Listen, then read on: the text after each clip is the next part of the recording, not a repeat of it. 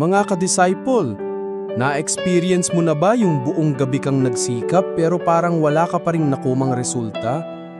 Pero minsan, sapat lang ang isang utos mula kay Jesus para magbago ang lahat.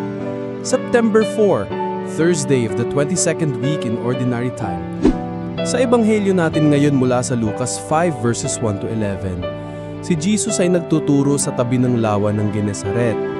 Nakita niya sina Simon at ang mga kasama nitong mangingisda na kakauwi lang galing buong gabing pangingisda, pero wala silang nahuli.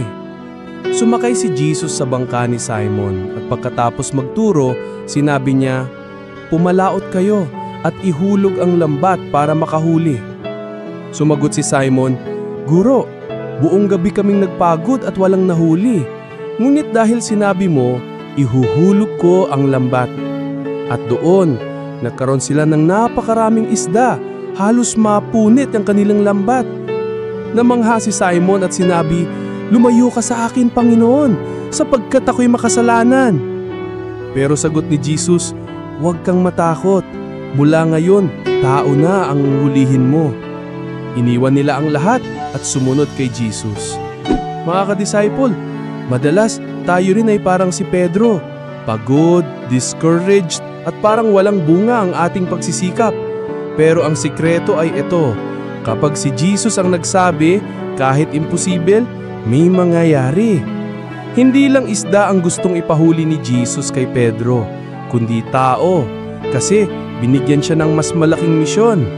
At galun din tayo, hindi lang para mag-ipon ng tagumpay sa mundo, kundi para sumunod sa Diyos at makahuli ng mga kaluluwa para sa Kanya. Mga ka-disciple, kung may mga lambat kang parang laging walang huli, isuko mo kay Jesus.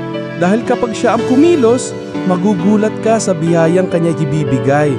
At higit pa ron, baka tinatawag ka rin niyang maging mamingisda ng tao. Ako po si Brother Rai, online for Christ, offline with purpose. God bless.